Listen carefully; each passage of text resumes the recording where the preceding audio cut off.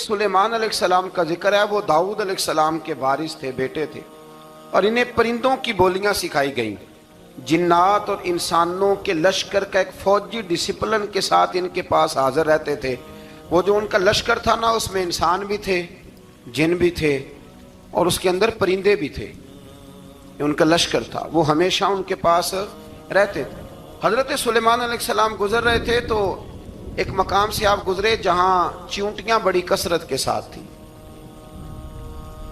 तो एक चींटी जो उन चींटियों की सरदार थी, उन चींटियों की बड़ी थी, और मुफस्सिरीन किराम ने यह भी लिखा है कि वो थी भी, एक आंख उसकी कोई नहीं थी, एक टांग उसकी कोई नहीं थी, लेकिन इस हाल में भी वो चींटी जो थी वो चींटियों की क़यादत कर रही थी। तो हजरत सैयदना सुलेमान अलैहिस्सलाम का लश्कर जब वहां से गुजरा तो वो कहने लगी, या अय्युहन नमल उदखुलू मसाकिनकुम, कहने लगी चींटियों अपने बिलों में घुस जाओ, कहीं ऐसा ना हो कि सुलेमान अलैहिस्सलाम का लश्कर बेदहानी में, सुलेमान का लश्कर तवज्जो न करे और तुम्हें पाँव के नीचे मसल दे, लिहाजा इस तरह करो कि तुम अपने अपने बिलों में घुस जाओ। हजरत सुलेमान अभी 3 मील दूर थे, तमाम मुफस्सिरीन ने लिखा है 3 मील दूर थे। तो वहां से चींटी बोली तो कुरान कहता है कि हजरत सुलेमान उसकी बात सुन के हंस पड़े। फतबस्सम दाहिका, आप उसकी बात सुन के हंस पड़े कि देखो ये चींटी क्या कह रही है, जरा गौर करना बात पर कि हजरत सुलेमान 3 मील दूर फासले पर चींटी की बात भी सुन लेते। मौलवी ने कुरान की आयत पक्की याद कर लिया, ना बशरुम मिसलुकुम, कहता है हुजूर ने कहा मैं तुम्हारी तरह का बशर हूं, नबी हमारी तरह होते हैं जी। तो वो तो 3 मील दूर चींटी की आवाज सुन लेते थे। इसके कान में चींटी रखो भला, इसे कहो कि बता भला क्या कहती है, वो जो बताएगा फिर दौड़ लगा देगा शायद। कान में रखो इसको, कहो बता चींटी क्या कहती।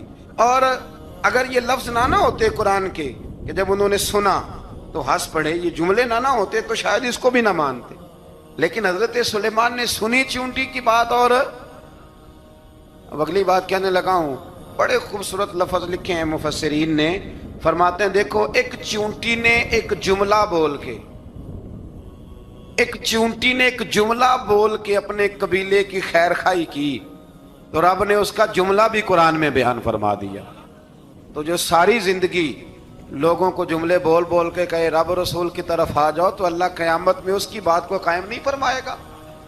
जो भी किसी की खैर खाई करे वो एक जुमला बोल के करे, और हो भी चींटी, तो अगर अल्लाह उसका जिक्र कुरान में बाकी रखता है, तो मैं और आप अगर किसी की खैर खाई करेंगे तो इंशाअल्लाह जिक्र बाकी रहेगा। शर्त यह है कि करें खैर खाई, खैर खाई करो किसी की, एक जुमला बोल के भी करो, चींटी भी हो तो अल्लाह कुरान में जिक्र बाकी फरमा देता है। तो अल्लाह तबारक व तआला ने इस बात का जिक्र कुरान मजीद में फरमाया। इस पर कई कुछ लिखा है। इसी तरह से एक बात और लिखी है हमारे मुफस्सिरीन ने कि हजरत सुलेमान एक दिन ना इसी तरह निकले, कहत पड़ गया था, बारिश नहीं होती थी, तो हजरत सुलेमान बाहर मैदान में निकले दुआ करने के लिए, खुश्क साली थी। तो जब आप गए तो एक चींटी अपने पर फैला के दुआ मांग रही थी। तो रब करीम ने फरमाया सुलेमान आप वापस चले जाएं, बारिश आ जाएगी पर आएगी चींटी की दुआ पे। तो हज़रत सुलेमान ने अर्ज की, मौला मैं भी तो इतना लश्कर लेके आया हूं ना, तो चलो हमें भी दुआ कर लेने दे, तू चींटी की दुआ पे बरसा देना पर दुआ कर लेने दे। फरमाया नहीं आप वापस जाएं, दुआ ना मांगे। या अल्लाह क्यों? फरमाया चींटी का दिल टूट जाएगा, वो तो कहेगी कि ये सुलेमान के लश्कर दुआ पे फिर बारिश आई है।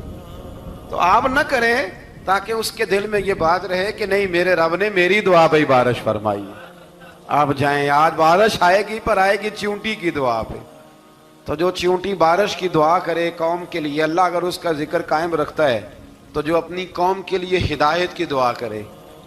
और कभी कभी गर्दन झुका के देखा करो कि दिल में रसूलुल्लाह की उम्मत का दर्द कितना है।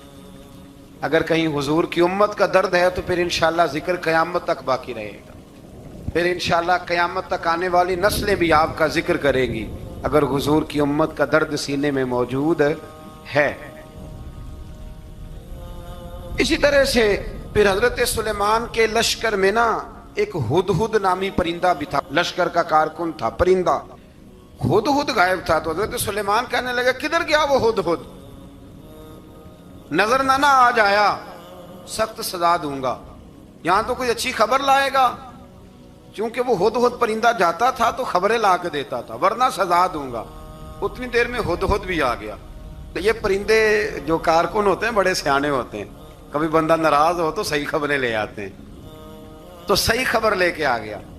آتے ہی آ کے بیٹھا تو اس نے حضرت سلیمان علیہ السلام نے کہا کہاں تھے؟ عرض کرنے لگا حضور میں ملک سبا گیا تھا، وہاں ایک عورت حکمرانی کرتی ہے، اس کا نام بلقیس ہے، بہت بڑے تخت پہ بیٹھتی ہے، 80 گز اس کا تخت لمبا ہے، 40 گز چوڑا ہے، اور شاید 80 من کے 80 ٹن اس کا وزن ہے. تو حضور وہ سورج کو پوچھتے ہیں. حضرت سلیمان نے فوراً خط لکھا، فرمایا جا کے اسے میرا خط دے دو کہ یہاں تو کلمہ پڑھ کے ہماری فرما بردار بن جائے، ورنہ تیار ہو جائے. جو اللہ کے غیر کو پوچھتے ہیں ہم ان کے خلاف جنگ کریں گے. وہ جب لے کے گئے نا خط، یہ حدود گیا تو وہ میٹنگ کر رہی تھی، اس کے وزیر مشیر سارے بیٹھے تھے. اس نے جا کے خط پھینک دیا ملکہ بلقیس کی جھولی میں. اس نے خط پڑھا تو ڈر گئی، وزیروں کو بلایا. حضرت سلیمان، قرآن کہتا ہے حضرت سلیمان نے کہا تھا خط پھینک کے نا تو سائڈ پہ ہو کے سننا وہ کیا کہتا. بندوں کے لیے منع ہے، پرندوں کے لیے جائز ہے. بندوں کے لیے منع ہے سائڈ پہ ہو کے سننا. ہاں جس کی جاسوسی کی ڈیوٹی ہو، کفر کی جاسوسی کی، اس بندے کے لیے بھی جائز ہے. تو یہاں ایک تو وہ پرندے تھے، دوسرا کفر کی جاسوسی کر رہے تھے. سائڈ پہ ہو کے سننے لگے تو ملکہ بلقیس کہنے لگی اب کیا کرنا ہے، یہ خط آیا ہے. تو وہ کہنے لگے ہم تیار ہیں، آپ حکم کریں، ہم لڑنے کو تیار ہیں، لڑیں گے. وہ کہنے لگی نہیں تیزی نہ دکھاؤ. قرآن مجید کہتا ہے کہ وہ کہنے لگی جب لڑائیاں ہوتی ہیں تو شہر تباہ ہوتے ہیں، ملک کھنڈر بن جاتے ہیں، لڑائی مسئلے کا حل نہیں ہے. انہوں نے کہا کہ میں نبی ہوں. ایک دفعہ آزما لیتے ہیں کہ نبی ہیں کہ نہیں، معاذ اللہ آزما لیتے ہیں. کہا کیسے؟ کہنے لگی تحفے تحائف بیچتے ہیں، اگر مال پر دل للچا گیا تو پھر نبی نہیں بادشاہ ہے، اور اگر مال پر دل للچایا نہ تو پھر اللہ کے کامل بندے. یہ فرق اس نے اس وقت بیان کیا. اس نے 500 کنیزیں، 500 غلام، بڑے شاندار لباس پہنا کے، 500 گھوڑا بڑا تگڑا، اس کے اوپر مال و اسباب رکھ کے تیاری کرا کے حضرت سلیمان کی طرف بھیجا. ہدہد پہلے سے خبر لے کے آ گیا. حضور اس نے یہ پروگرام بنایا ہے. وہ جب آیا سارا کچھ تو حضرت سلیمان دیکھ کے جلال میں آ گئے. فرمانے لگے اسے جا کے کہہ دو تو مجھے کیا تحفے بھیجے گی، میرے رب نے مجھے مالا مال فرمایا ہوا ہے، نے مالا مال کیا میرے مالک نے. جا اسے جا کے کہہ تو کیا تحفے دے گی. جب رب دیتا ہے تو پھر کوئی کمی نہ وہ نہیں چھوڑتا. بندے کیا دے سکتے ہیں؟ بندے تو بیچارے 10 دے کے تو 10 دن ان کی آنکھیں نہیں کھلتی. فرمایا مجھے اللہ نے جو دیا ہے کیا بات ہے اس کے دینے کی. تو فرمایا اسے کہو یا فرما بردار ہو کے آ جائے یا جنگ کے لیے تیار ہو جائے، ہم اسے اس کے شہر سے ذلیل کر کے نکال دیں گے. اس نے جا کے جب پیغام دیا تو اور ان لوگوں نے بھی آ کے بتایا کہ وہاں تو ہم عجیب منظر دیکھ کے آئے ہیں کہ جانور بھی ہاتھ باندھے کھڑے ہیں، وہاں تو جنات، سرکش جنات کھڑے ہیں. وہ بادشاہ نہیں، وہ نبی ہیں. وہ جو 500 غلام اور 500 کنیزیں گئی تھی، حوال سنایا آ کے. تو ملکہ بلقیس نے پھر خط لکھا کہ میں فرما بردار ہو کے آ رہی ہوں. مانا کیا ہے؟ میں کلمہ پڑھنے کے لیے آ رہی ہوں. تو حضرت سلیمان نے کہا بھئی اب اس طرح کرو، ذرا فرش بچھاؤ. انہوں نے فرش بچھایا اس طرح کا کہ اوپر فرش تھا، نیچے مچھلیاں تیر رہی، لگ رہا تھا دریا ہے. ڈیوٹی لگا دی، جنات نے بچھا دیا. ادھر حضرت سیدنا سلیمان فرمانے لگے اب چونکہ مان کے آ رہی ہے تو اسے اپنی نبوت کی علامتیں بھی دکھانی ہیں. اس نے تخت بڑا شاندار بنوایا تھا، اور خواتین میں جو عادتیں خواتین والی ہوتی ہیں وہ جاتی نہیں. وہ 7 کمروں میں نا پیچھے اپنا تخت رکھ کے تو 7 دروازے بند کر کے آئی. اس زمانے میں ایک رواج تھا، وہ زلیخا نے بھی 7 دروازے مکفل کے ایک رواج تھا. ایک کمرہ، پھر کمرے کے پیچھے کمرہ، پھر اس کے پیچھے کمرہ، پھر اس کے پیچھے کمرہ، اور اس کو بڑے موٹے تالے لگائے جاتے تھے. اور فلسفہ یہ تھا کہ ایک تالا توڑے گا کوئی تو جب تک سپاہی آ جائیں گے، اور اگر اس کے توڑنے تک نہ آئے تو دوسرے کے توڑنے تک آ جائیں گے، اور اس کے توڑنے تک نہ آئے تو 7ویں تک تو آ جائیں گے. یہ ان لوگوں کا نفسیاتی معاملہ تھا، سوچ تھی. 7 کمروں میں مکفل کر کے نا وہ نکلی. تو حضرت سلیمان علیہ السلام کہنے لگے بھئی مجھے اس کا تخت چاہیے اس کے آنے سے پہلے. اس کے آنے سے اس واقعے کی کیا ضرورت تھی قرآن پاک میں؟ یہ کیا حاجت تھی یہ تخت والی ساری بات قرآن نے کیوں بیان کی؟ پوچھیں آپ اپنے دل سے بھی اور انکار کرنے والے منکرین سے بھی، اس کی کیا ضرورت تھی؟ وہ جو کہتے ہیں جی ولی کی کرامت کی کیا ضرورت ہے، سیدھی سیدھی نماز پڑھو، روزہ رکھو، حج کرو، زکوٰۃ دو، تو پوچھو ان سے ایک سورت نمل کے اندر اس ساری تفصیل کی کیا ضرورت تھی؟ ختم ہو گئی جب وہ کلمہ جو پڑھ رہی ہے تو پھر اس سارے واقعے کو رب کیوں بیان فرماتا ہے؟ حضرت سیدنا سلیمان فرمانے لگے تخت چاہیے، اور چاہیے اس کے آنے سے پہلے۔ قال عفریت من الجن، جنوں میں سے ایک بہت بڑا جن بولا، کہنے لگا حضور آپ کا یہ تخت برخاست ہونے سے پہلے لے آؤں گا۔ یہ جو آپ میٹنگ کر رہے ہیں نا، یا فیصلے ختم، کچھ نے لکھا صبح سے شام تک میٹنگ ہوتی ہے اور اس کو آنے میں پتہ نہیں کتنے دن لگیں گے، تو میں یہ برخاست ہونے سے پہلے، اور کچھ نے کہا دی آپ شرط کیوں لگاتے ہیں کہ صبح سے شام تک ہوتی؟ اس جن نے کہا دی آپ 10 منٹ میں فارغ ہو جائیں، آپ فارغ ہوں گے تو تخت آ جائے گا۔ مفسرین نے لکھا ہے کہ جب قرآن کہتا ہے کہ اس نے کہا کہ آپ کے فارغ ہونے سے پہلے، تو اس کا مطلب ہے کہ جب آپ اٹھیں گے یہ جگہ خالی کر دیں گے تو تخت یہاں کیویں ہزاروں میل کا فاصلہ ہے آ جائے گا، پر ہوائی جہاز پہ کارگو کرا کے، جی DHL کے ذریعے کیسے آئے گا؟ وہ آئے گا تو بس آئے گا۔ تو حضرت سلیمان کی تو بادشاہت تھی نا زمانے پہ، فرمانے لگے نہیں نہیں تو لیٹ ہے، تو لیٹ ہے، تو ہمیں جانتا ہی نہیں، ایٹ سٹ تے پکھڑا کوار گندل، اسی اور بھی بوٹیاں جاننے ہاں، یہ تو لیٹ ہے، ابھی ہماری طاقت اس سے زیادہ ہے۔ بڑی کمال بات لکھی ہے لکھنے والوں نے۔ ایک مفسر نے لکھا ہے کہ ابھی حضرت سلیمان نے غلاموں سے منگوایا ہے، اپنی بات کوئی نہیں کی، یہ حال ہے ان کے غلاموں کا، تو سردار کا عالم کیا ہوگا؟ حضرت سلیمان کہنے لگے بھی جلدی جائیے۔ قال الذی عنده علم من الکتاب انا آتیک بہ قبل ان یرتد الیک طرفک، تو اٹھا ان میں سے وہ جس کے پاس کتاب میں سے علم تھا، ساری کتاب کا بھی نہیں، علم من الکتاب، کتاب، وہ اٹھے جن کے پاس کتاب میں سے علم تھا، تو وہ اٹھ کے کہنے لگے حضور میں لے آؤں گا، کب؟ آپ کے آنکھ جھپکنے سے، نہیں آنکھ جھپکنے سے، بندہ تھا جن تھا، جن کی تو بات مانی نہیں انہوں نے، کیا کہا؟ آنکھ جھپکنے سے، میں آنکھ جھپکنے سے پہلے لے آؤں گا۔ تو حضرت سلیمان کہنے لگے تو ٹھیک ہے چل لا پھر، لا پھر۔ آنکھ جھپکنے سے بڑے ہی نہیں، پھر غصہ نہیں آتا ان پہ، پھر غصہ نہیں آتا۔ میرے شیخ کامل، مرشد اکمل، شیخ بحر و بار، حضور غوث پاک جیلانی، حضرت غوث اعظم یوں کر کے شاگردوں کو، مریدوں کو سبق پڑھا رہے تھے، پڑھاتے پڑھاتے ہاتھ آگے کیا، اور جب ہاتھ واپس آیا تو بھیگ گیا تھا سارا۔ تو شاگرد کہنے لگے حضور یہ کیا ہے؟ فرمایا تمہیں نہیں سمجھ آئے گی، چھوڑو تمہارے والی بات نہیں، خاصاں دی گل آما آگے نہیں مناسب کرنی، رہنے دو تم۔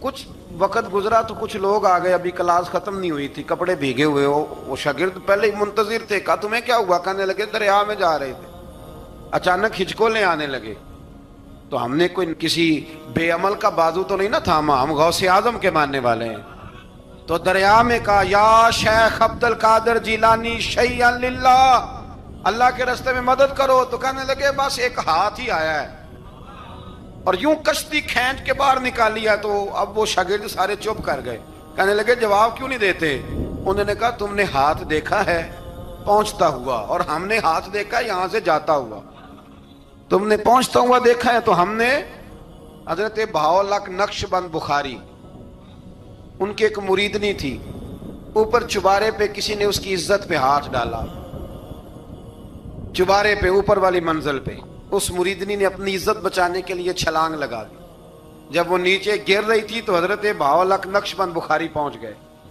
نیچے کوئی ایسا بندوبست کر دیا, کوئی چارپائی بچھا دی, کوئی ایسا جس پہ وہ آ کے آرام سے گری اور بچ گئی. حضرت صاحب کی طرف دیکھ کے کہنے لگی حضور آپ کب آئے؟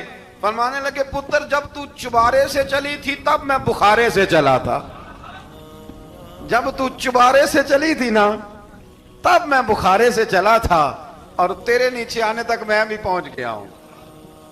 میں بھی مالی دا کم راکھی کرنا, پھل کچے ہون یا پکے, اے پیر مریداں دے سر تے ہی رہندا ہے. اے جھوٹے ہون یا سچے, یہ پکی غلامی کریں یا کچی کریں, پیر کی بھی مجبوری ہوتی ہے. کیا کریں, پیر مریداں دے سر تے ہی رہندا ہے. اے جھوٹے ہون یا سچے, کیا کیا جا سکتا ہے. لیکن نا نافرمان بیٹے کا بھی تو جائیداد میں حصہ ہوتا ہے نا.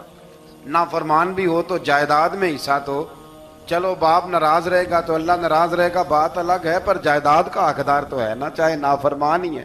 پیر مریداں دے سر تے ہی رہندا ہے. اے جھوٹے ہون یا. پھر وہ تخت آ گیا, حضرت سلیمان سے پوچھا یہ کیا ہے؟ قال ھذا من فضل ربی. فرمانے لگے کچھ بھی نہیں. حضرت سلیمان کہنے لگے یہ میرے رب کا فضل ہے. شاید سب مفسرین نے بڑی بڑی باتیں کی ہوں, پر یہاں ایک قاضی ثناء اللہ پانی پتی رحمت اللہ علیہ کا فقرہ میں پڑھ رہا تھا, بڑا مزہ آ رہا تھا. قاضی صاحب فرمانے لگے اس آیت پہ, قاضی صاحب کہتے ہیں جن پر نرا فضل تھا, ھذا من فضل ربی, نرا فضل. فرمایا ان کی تو اتنی طاقت ہے کہ وہ ہزاروں میل دور سے 80 گز لمبا 80 گز چوڑا تخت آنکھ جھپکنے سے پہلے لے آتے ہیں, اور جن کے بارے میں اللہ فرماتے ہیں بشر المؤمنین بِأَنَّ لَهُم مِّنَ اللَّهِ فَضْلًا كَبِيرًا. فرمایا محبوب اپنے غلاموں کو خوشخبری دے دیں, باقیوں پہ نرا فضل تھا, ان پر تو فضل کبیر ہے, ان پر تو بڑا ہی فضل ہے اللہ کا. تو فرمایا جن پر فضل کبیر ہو, ایک نہیں, اس پر میں بڑے دلائل دے سکتا ہوں. کرامات اولیاء پر میں بڑے ہی دلائل دے سکتا ہوں, بڑے. غوث اعظم رضی اللہ تعالیٰ عنہ کے بعد بادشاہ آیا تو کہنے لگا پیر تب مانوں گا جب سیب کھلائیں گے. سیب کا موسم ہی نہیں تھا. تو حضرت صاحب آتے ہی اسے کہنے لگے اب تو میری ولایت کو سیبوں پہ تو نہ تول, اب سیب کھلائے تو ولی, یا نہ کھلائے تو ولی کوئی نہیں, یہ تو اب میری ولایت کو سیبوں پہ تو نہ تول. تو حضرت صاحب نے یوں ہاتھ اٹھایا تو اللہ نے 2 سیب عطا فرمائے. تو وہاں جملہ ہے حضور غوث اعظم کا, فرمانے لگے اگر اللہ حضرت مریم سلام اللہ جو بنی اسرائیل کی ولیہ ہیں, ولی ہے نا, وہ نبی تو نہیں نا, عورت نبی نہیں ہو سکتی. فرمایا اگر اللہ انہیں بغیر موسم کے پھل دے سکتا ہے, میں تو محمد عربی کا نوکر ہوں. فرمایا اب نہ 2 سیب آئے تھے, تو وہ کہنے لگا میرے تو دل میں ایک سیب تھا نا. تو حضور غوث اعظم نے نا ایک سیب مجھے دیا, ایک میں نے کھایا تو ایک غوث پاک کھانے لگے. کہتے ہیں میں نے منہ میں رکھا, ذرا ترش تھا, تو میرے چہرے کا وہ رنگ دیکھ کے نا, اثر دیکھ کے کہ تلخی محسوس, تو غوث اعظم کہنے لگے میرے والا کھا.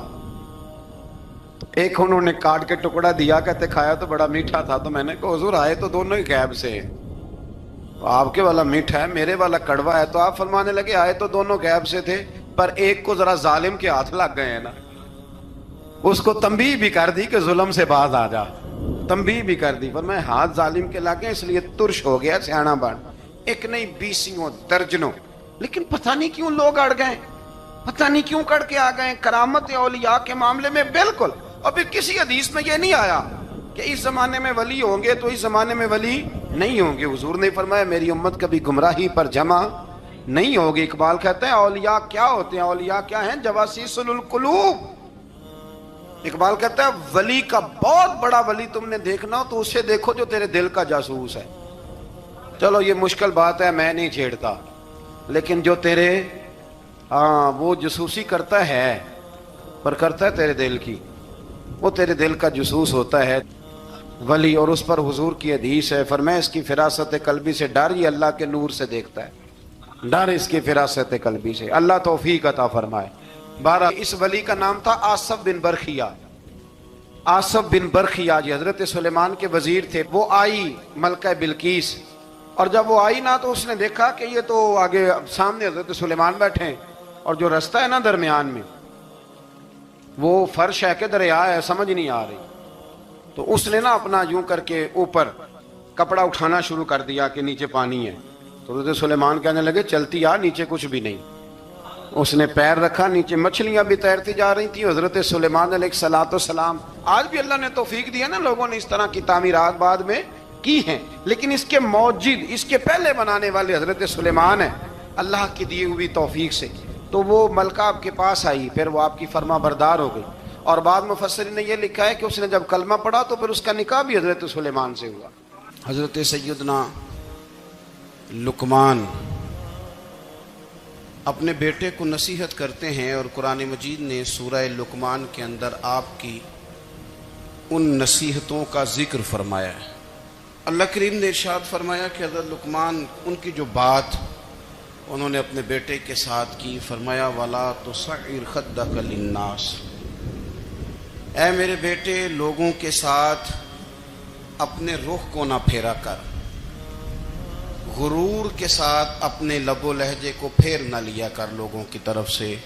اور وَلَا تَمْشِي فِي الْأَرْضِ مَرَحًا، اور زمین پر اکڑ اکڑ کے نہ چلا کر. تکبر کے ساتھ اپنے لب و لہجے کو لوگوں سے پھیر نہ لیا کر، اور زمین پر اکڑ کے بھی نہ چلا کر.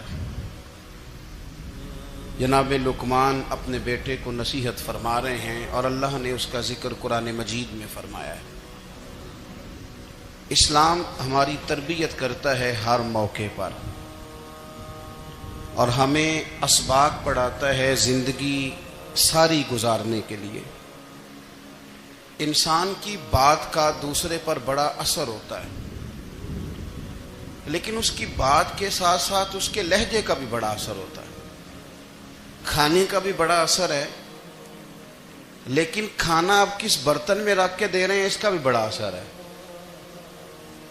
آپ نے کھانا کس طرح سجایا ہے، کس جگہ کسی کو بٹھایا ہے، اس کا بھی بہت زیادہ اثر ہے.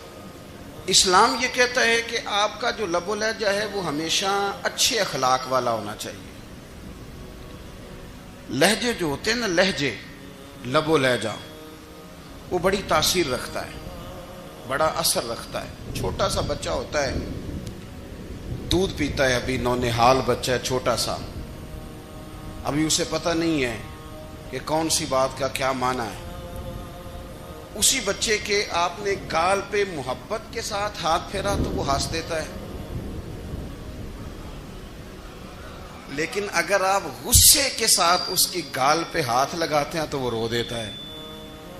آپ میری بات کو سمجھیں گے، ابھی اس کو لفظوں کے مفاہیم کا نہیں پتا، معانی سے ابھی وہ آگاہ نہیں ہے، معنی نہیں جانتا، پر آپ نے کس لہجے کے ساتھ اس سے پیار کیا یہ اسے پتا ہے.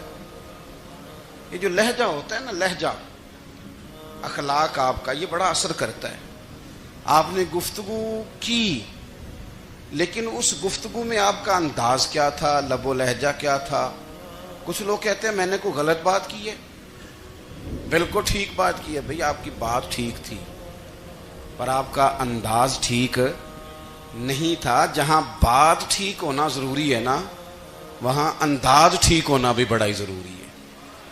آپ کے لہجے کا خوبصورت ہونا اور آپ کے لفظوں کا حسین ہونا بھی بڑا ہی ضروری ہے. اگر آپ تھوڑا سا معاشرے میں غور کریں تو کچھ لوگ ایسے ہیں جو طبعاً ہی بیچارے دنیا میں آئے ہی شکوہ کرنے کے لیے. ان کے لہجے سے نہ ترش روئی برستی ہے، تلخی ہے. وہ جی میں فلاں آدمی کے پاس گیا تو اس نے میری بات نہیں سنی، فلاں شخص سے میری ملاقات ہوئی، میں نے وقت گزارا پر وہ بندہ ٹھیک نہیں نکلا، فلاں کے ساتھ میں آگے بڑھنا چاہ رہا تھا پر میرے معاملات چل نہیں سکے. تو بھئی آپ دوسروں کو ناپتے اور تولتے رہے، آپ کو یہ دیکھ لینا چاہیے تھا کہ آپ کا انداز فکر ہی کہیں غلط نہ ہو. لہجے، اخلاق، یہ آپ کے لفظوں سے بھی زیادہ اثر بعض اوقات رکھتے ہیں. کسی نے کہا تھا کہ میرے لہجے میں غرور آیا تھا، اس کو حق تھا کہ شکایت کرتا تھا. میرے لہجے میں کچھ ایسا کہ جس پہ وہ بیچارہ پریشان ہو گیا، اب اس کا حق بنتا تھا وہ اس پہ شکایت کرتا.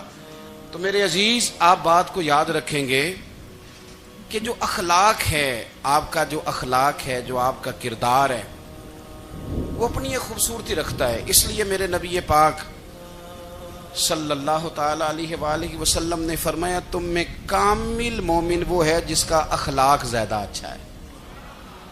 جو کہانیاں زیادہ سناتا ہے وہ نہیں، جو اپنی خدمات زیادہ بتاتا ہے وہ نہیں، جو باقی سب کی نفی کر کے کہتا ہے کہ دنیا میں کوئی بندہ ٹھیک نہیں، صرف میں ٹھیک ہوں، وہ والا بندہ نہیں، بلکہ فرمایا جس بندے کا اخلاق زیادہ اچھا ہے۔ اخلاق دیکھیں، یہ جو آپ کا لہجہ ہوتا ہے نا، یہ بہت زیادہ اثرات مرتب کرتا ہے آپ کے گھر پہ بھی باہر بھی۔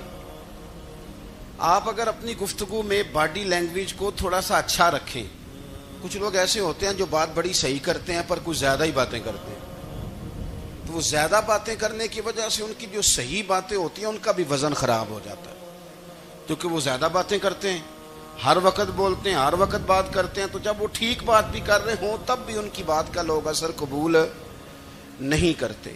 لیکن اگر ان کا لہجہ باوقار ہو، بات وہ تھوڑی کریں پر جتنی کریں ذرا سونی کر کے کریں، گفتگو میں خود بخود اثر پیدا ہو جائے گا، بات اچھی لگے گی۔ اخلاقی رویے اگر لوگوں کے زیادہ اچھے ہو جائیں، ایک تو مسکرانے کا بل کوئی نہیں آتا، اس کے پیسے کوئی نہیں لگتے، اور یہ بھی شکر ہے ابھی تک اس پر ٹیکس بھی کوئی نہیں، یہ بھی مقام تشکر ہے۔ تو اگر آپ بات کریں اور اس میں تھوڑی سی مٹھاس پیدا کر لیں، آپ تھوڑی سی بات میں نا مٹھاس، میرے ایک کلاس فیلو ہیں تو وہ تقریر کر رہے تھے اور میں سن رہا تھا، تو مجھے بعد میں کہنے لگے آپ تبصرہ کریں میں نے کیسی تقریر کی ہے۔ یہ ہوتا ہے نا جی، بعض اوقات دوست بیٹھتے ہیں بے تکلف تو کئی دفعہ کچھ باتیں ایسی ایک دوسرے کے ساتھ کرتے ہیں، تو مجھے کہنے لگے آپ بتائیں کہ میں بات کر رہا تھا تو کیسی تھی؟ تو میں نے کہا جب آپ بات کر رہے تھے تو میں ڈر رہا تھا، مجھے لگ رہا تھا کہیں آپ لڑ نہ پڑیں۔ بھئی آپ اطمینان سے بات کریں، آپ تسلی سے بات کریں، آپ خندہ پیشانی کے ساتھ بات کریں۔ میرے نبی پاک صلی اللہ تعالی علیہ وسلم نے فرمایا، مسلم شریف کی حدیث ہے، حضور فرماتے ہیں نیکی کو کبھی چھوٹا نہیں سمجھنا، نیکی کو حقیر نہیں سمجھنا، کچھ نہ ہو سکے تو اپنے بھائی سے مسکرا کے بات ہی کر لیا کرو، بات کرو تو تمہارے لہجے میں ترش روئی نہ ہو۔ بعض اوقات آپ تلخ بات کرتے ہیں، آپ کا لہجہ تلخ ہوتا ہے تو آپ کی صحیح بات بھی قبول نہیں کی جاتی، لیکن اگر آپ کے لہجے میں مسکراہٹ ہو، آپ کے لہجے کے اندر خوبصورتی ہو، تو آپ کے اپنے بھی آپ کے بیگانے بھی سب کے سب آپ کی بات کو تسلی کے ساتھ سمجھنا وہ گوارا کریں گے۔ اسی طریقے سے ہمارا دل کرتا ہے کہ لوگ ہماری بات سنیں، ہمارے گرویدہ ہوں، ہم جو پیغام دینا چاہتے ہیں وہ پیغام لوگ اچھے طریقے سے قبول کریں، اس پر لوگوں کی توجہ زیادہ ہو، یہ ہمارا شوق ہوتا ہے۔ اور دنیا میں اب تو فیمس ہونے کا شوق بڑا بڑھ گیا ہے، اب بڑا بڑھ گیا ہے۔ اب تو لوگوں کو نا شاید لوگ مقبولیت اسی کا نام لیتے ہیں کہ میرے اتنے لائکس ہیں، اتنے فالور ہیں، اتنے سارے لوگ ہیں تو شاید میں بڑا مقبول ہوں۔ یاد رکھنا، قابلیت سے زیادہ قبولیت ضروری ہوتی ہے۔ فالور کیا کریں گے اگر رب بھی راضی نہ ہوا تو؟ لائکس کیا کریں گے؟ اگر تو قبول ہو جائے تو پھر چلو کسی لائکس کا بھی فائدہ ہے، کسی فالور کا بھی، اور اگر قبول نہ ہو تو پھر کوئی فائدہ۔ جنوں پریتم اپنا آنکھ ہی نہ وہ اجے سہاگن ہو ہی نہیں، تو جب وہ قبول کر لے پھر تو بڑی بات ہے، اور اگر قبولیت نہ ہو تو پھر بڑے بڑے مجمع بھی کوئی فائدہ نہیں دیتے۔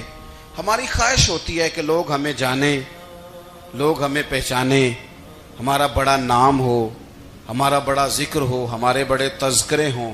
تو میرے نبی پاک صلی اللہ تعالی علیہ وسلم نے ارشاد فرمایا، حضرت ابو ہریرہ رضی اللہ تعالیٰ عنہ روایت کرتے ہیں، حضور فرمانے لگے، تم مال کے ذریعے لوگوں کو اپنا گرویدہ نہیں بنا سکتے، پیسے دے کے لوگوں کو پیچھے نہیں لگا سکتے، کتنے کو دو گے؟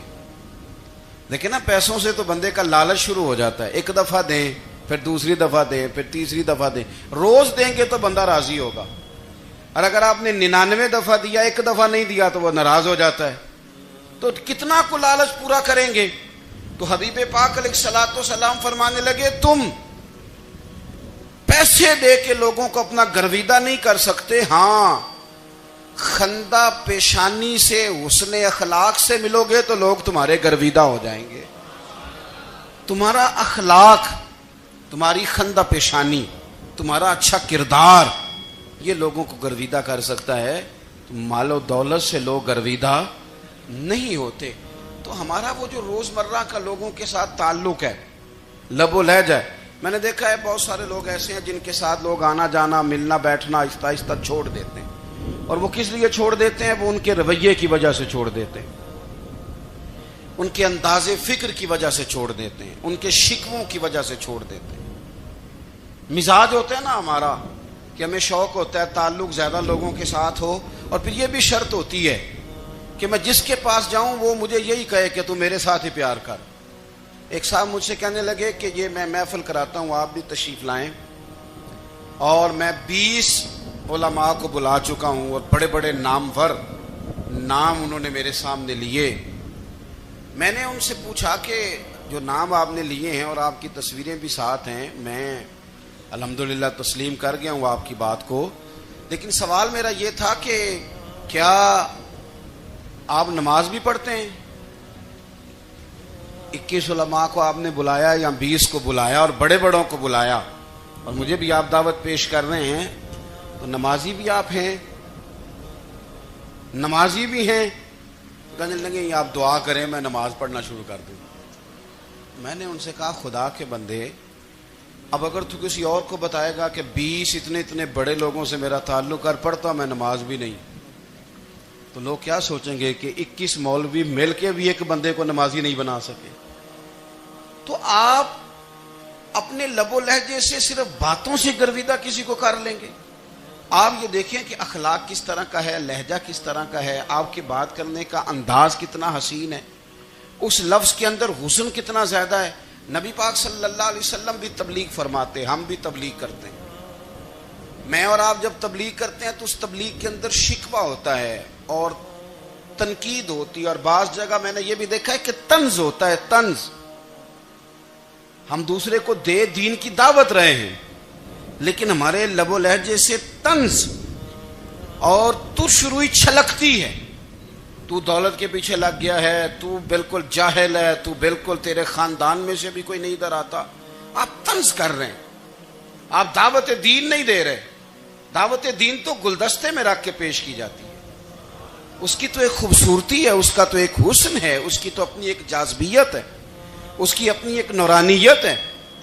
صحابہ کرام علیہم رضوان فرماتے ہیں کہ حضرت سعد بن معاذ رضی اللہ تعالیٰ عنہ کا جنازہ تھا. اللہ کے پیارے محبوب صلی اللہ تعالیٰ علیہ وسلم نے جنازے کی امامت فرمائی، اور جنازے کی امامت کے بعد ابھی نہ قبر کے تیار ہونے میں کچھ ٹائم باقی تھا، تو حضور زمین پہ تشریف فرما ہوئے. لوگ قبر کی تیاری میں ہیں. بعض اوقات ہوتا ہے نا ابھی قبر نہیں تیار ہوئی، تو کہتے ہیں کہ لکڑی کے ساتھ حضور نے زمین کریدنی شروع کر دی، اور دیر تک حضور نے چہرہ نور کو زمین کی طرف جھکائے رکھا، گویا زمین شرف دیدار حاصل کرتی رہی. دیر تک چہرہ نور جھکا رہا زمین کی جانب، حضور نے رخ نور کو پھیر لیا. صحابہ کہتے ہیں کہ ہم نہ بڑے، جب حضور ہمارے قریب ہوتے تھے تو ہمارا خیال ہوتا تھا کہ رحمت کی برکھا ہے، اپنے اپنے حصے کا کرم اڈیل لے اپنے اوپر. فرماتے ہیں منتظر تھے کہ حضور کب ہماری طرف رخ انور پھیریں اور ہم کریم سے کوئی بات سن سکیں. ارشاد فرماتے ہیں کہ ہم بڑے شدید منتظر تھے. دیر کے بعد نبی پاک علیہ الصلوۃ والسلام نے چہرہ انور اٹھایا، دیر کے بعد چہرہ انور اٹھایا. یہ دیکھیں تبلیغ ہو رہی ہے، اور جب حضور نے چہرہ انور اٹھایا تو آنکھوں میں آنسو تھے، رو رہے تھے. اور 3 دفعہ حضور نے فرمایا، چونکہ قبر تیار ہو رہی تھی، 3 دفعہ نبی کریم نے فرمایا لوگو قبر آخرت کی منزلوں میں سے پہلی منزل ہے، اس کی تیاری کر لو، اس کی تیاری کر لو، اس کی تیاری کر لو. 3 دفعہ حضور نے یہ جملے دہرائے. کیوں؟ ایک میں تبلیغ کرتا ہوں اور اس میں نہ درد ہے، نہ رونا ہے، نہ وہ لب و لہجہ. ایک حضور دعوت دے رہے ہیں قبر کی تیاری کی، لیکن اس میں آنسو ہیں، اس میں خاص رغبت ہے غلاموں کے لیے.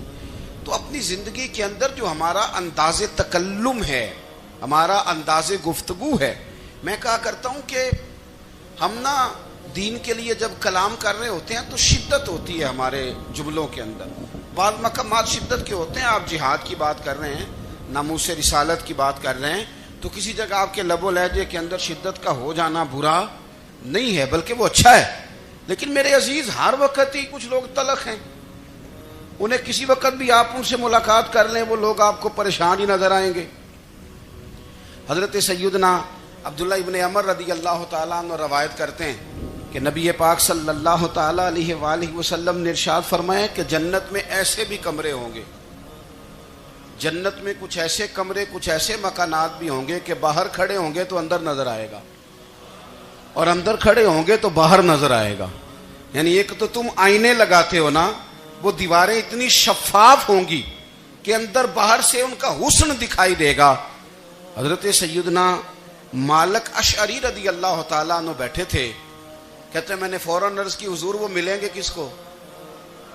وہ جو اتنے حسین گھر ہوں گے کہ دیواریں ہی شیشے کی محسوس ہوں گی, اندر باہر سے حسن کے جلوے دکھائی دیں گے, حضور وہ ملیں گے کسے؟ تو اللہ کے پیارے محبوب علیہ السلام نے فرمایا وہ اس کو ملیں گے جو گفتگو اچھی کرے گا,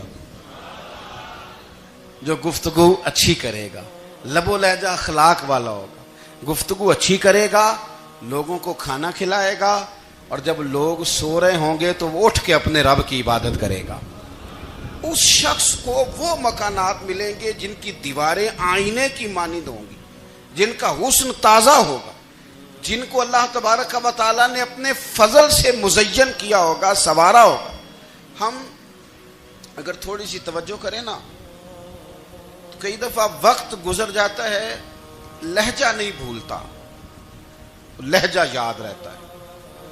آپ تو 2 منٹ کے لیے غصے میں تھے نا, تو آپ نے کوئی بات کر دی کسی غریب کو, کسی شخص کو, آپ غصے میں تھے, آپ نے کہہ دیا, اس بیچارے نے سن لیا, لیکن وہ باتیں اسے سونے نہیں دیتی, بار بار یاد آتی. کوئی آپ کے ساتھ تلخ کلام کر دے نا, کبھی تلخ گفتگو کر دے, بندہ جب سامنے آتا ہے وہ باتیں یاد آ جاتی ہیں, تکلیف ہوتی ہے, اور وقت گزر جاتا ہے. لڑائیاں ہمیشہ چل نہیں سکتی. لڑائی کتنی دیر کی ہوتی ہے؟ 1 دن کی, 2 دن کی. قتل بھی ہوں تو اگر قاتل کو پھانسی بھی ہو جائے تو پھانسی کے بعد بالآخر لڑائی تو ختم ہو ہی گئی نا. لڑائی ہمیشہ چلتی, تلخی ہمیشہ چل سکتی نہیں. تلخی روٹین میں چلنے والا سکہ, کوئی سکے روٹین میں چلتے وقتی ہوتے. یہ جو غصے کا لب و لہجہ ہے, تلخی کا سکہ, یہ بھائی روٹین میں نہیں چلتا, اس نے ایک نہ ایک دن ختم ہو جانا ہے. روٹین میں پیار ہی چلتا ہے. حضرت جابر ابن عبداللہ کہتے ہیں حضور پہلے دن مدینہ منورہ آئے, میں زیارت کے لیے گیا تو میں نے مسکراتے دیکھا. 10 سال میں دیدار کرتا رہا, اور وصال سے چند دن پہلے بھی میں نے زیارت کی تو مدینے والے محبوب کو مسکراتے ہوئے ہی دیکھا ہے. یہ جو آپ کا لب و لہجہ ہے نا, اخلاق والا, حسن والا, مسکرانے والا, یہ لب و لہجہ نا ذرا لمبا چلتا ہے. یہ روٹین ہے, یہ روز چلے گا. یہ سکہ وہ ہے جو رائج الوقت رہتا ہے, یہ کبھی بھی ختم ہونے والا یہ خزانہ ہے. تو یہ جو آپ کا تلخ لب و لہجہ ہے, یہ روٹین نہیں. عارف رومی رحمۃ اللہ علیہ فرماتے ہیں کہ مثال دینے کے لیے بات سمجھاتے ہیں. فرماتے ہیں ایک شخص جنگل میں لکڑیاں کاٹنے جایا کرتا تھا تو شیر سے دوستی ہو گئی, یعنی ڈائریکٹ بادشاہ سے دوستی ہو گئی. اور بادشاہ بھی وہ جو جنگل کا بادشاہ ہے, جنگل کے بادشاہ سے دوستی ہو گئی. اب وہ لکڑہارا غریب آدمی تھا, لکڑیاں تو کاٹنی ہوتی تھی, تو وہ جنگل کا بادشاہ اعلان کر دیتا جانوروں کو کہ میرا دوست آیا, ایک تو کوئی تنگ نہ کرے, اور دوسرا یہ کہ سب لوگ مل کے اس کے ساتھ تعاون کریں. کبھی کوئی جانور لکڑیاں اکٹھی کراتا, کبھی کوئی اپنی پشت پہ گدھا, بیل, گھوڑا, خچر رکھ کے وہ لکڑیاں باہر چھوڑنے آتا. تو اب اس کی بڑی دھوم مچ گئی جنگل کے اندر. لکڑہارا مزدور تھا, وہ بادشاہ سے دوستی کر کے بادشاہ ہی بن گیا. وہ گھر آ کے نا بیوی کو اکثر بتاتا کہ میرا ایک دوست ہے, میں جاتا ہوں تو ساری پہلے ہی مخلوق کھڑی ہوتی ہے میرے استقبال کے لیے. دوستی جو بڑے سے ہو گئی ہے. بنا ہے شاہ کا مصاحب تو پھر یہ ہے اتراتا, وگرنہ شہر میں غالب کی آبرو کیا ہے. ہمیں تو پوچھتا ہی کوئی نہیں، یہ تو بنا ہے شاہ کا مصاحب تو پھرے ہے اترا تھا، وگرنہ شہر میں غالب کی آبرو کیا ہے۔ تو وہ لوگوں کو بتاتا، بیوی کو بھی بتاتا، دوست ہے، تو بیوی کہنے لگی اتنے تو تعریفیں کرتا، یہ نہیں بتایا کہ وہ جنگل کا شیر ہے، بس نیرا دوست بتا دیا۔ بیوی کہنے لگ گئی کہ تو اتنا جو اس کا ذکر کرتا ہے تو کسی دن بلا نا، بلا کسی دن تاکہ اس کی دعوت کریں۔ اب اس نے پھر نہ اس کو پردے میں رکھا، کیا کہتے ہیں آج کل، سرپرائز دینا ہے، ان کا سرپرائز دینا ہے جی، پردے میں رکھا کہ وہ شیر ہے۔ تو وہ بلا لیا گھر، اب اس کے لیے کچا گوشت، ظاہر ہے شیر نے کچا گوشت دکھانا تھا۔ وہ کہنے لگی پکانا کس طرح کا ہے؟ وہ کہنے لگا جب وہ آئے گا پھر بتاؤں گا۔ اب وہ کچا گوشت 2-3 بکرے ذبح کر کے ڈال دیے، وہ آ گیا شیر۔ عارف رومی کہتے ہیں جب وہ آیا نا تو اس کی بیوی نے دیکھا تو اس نے ایک سخت جملہ کہہ دیا، کہنے لگی اوہو میں سمجھی تھی پتہ نہیں کون ہے، اس طرح کے درندے تیرے یار ہیں، کتے بلے دوست بنائے ہوئے ہیں، یہ کیا بات ہوئی؟ خیر وہ شیر نے سن لیا، گوشت کھایا، وہ چلا گیا۔ اگلے دن لکڑ آرا لکڑیاں کاٹنے گیا تو شیر نے ملاقات کرتے ہی لکڑ آرے سے کہا کہ یہ نا کلاڑی اٹھا اور میری پشت پہ نا ایک زخم کر دے۔ اس نے کہا نہیں میں یہ کام نہیں کرتا، تو میرا دوست ہے۔ اس نے کہا سن بھائی میں نے پیار سے کہا ہے تو مان جا، ورنہ میں ہوں شیر، میں نے تجھ سے منوا ہی لینا ہے، میں کوئی تکلیف دوں گا مناسب نہیں، تو کر۔ اس نے کلاڑی اٹھائی اور اس کی پشت پہ ایک زور سے زخم لگا دیا، خون بہنے لگا۔ اس نے کہا تو نے آج کے بعد آنا ہے، لکڑیاں کاٹنی ہے، تجھے کوئی کچھ نہیں کہے گا، بس یہ ایک حکمت تھی جو میں نے کیا ہے۔ قصہ مختصر، وہ آتا رہا، لکڑیاں ملتی رہیں، خدمت بھی ہوتی رہی، 6-8 ماہ گزر گئے۔ ایک دن شیر اس سے کہنے لگا یہ میرے ذرا بال اٹھا کے دیکھ، وہ جو تو نے زخم لگایا تھا وہ کہاں پہ ہے؟ اس نے وہ بال اٹھا کے دیکھا تو زخم ملا ہی نہیں، کئی جگہ پہ ٹٹولا کا یار یہاں تھا یہاں تھا یہاں تھا۔ شیر نے پھر کیا کمال ہی جملہ کہا، اس نے کہا کہ وہ جو کلاڑی کا زخم تو نے لگایا تھا نا وہ مکمل ہو گیا، لیکن تیری بیوی کا جو لہجہ تھا اور اس کی جو تلخی تھی وہ آج تک میرے ذہن میں موجود ہے، وہ ابھی بھی مجھے تکلیف دیتی ہے۔ بات سوچتا ہوں مجھے اس نے درندہ کہا، اس نے میرے بارے میں اتنے کچے اور کمزور اور سخت جملے کہے، تو وہ بات مجھے بھولتی، وہ آج بھی میرے ذہن میں اسی طرح گونجتی ہے۔ تلخ جملے جو اس نے کہے اور خوفناک جو انداز اس نے اختیار کیا، وہ بات مجھے کبھی بھی بھولتی۔ تو آپ کے لفظ لوگوں کو بھول جاتے ہیں پر لہجہ یاد رہتا ہے، اگر ہم اپنے لہجے پر تھوڑی توجہ ہی کر لیں۔ کچھ لوگ کہتے ہیں جی میرا جی روٹین ہی یہ ہے بات کرنے کی، تو یہ یاد رکھنا کسی وقت ایسا بھی ہوتا ہے کہ شیر کو سوا شیر مل جاتا ہے، پھر ایسا نہ ہو کہ آپ کی تلخی کی جواب میں کوئی اس طرح کی تلخی ہو کہ پھر آپ اس کو کبھی بھلا نہ سکیں۔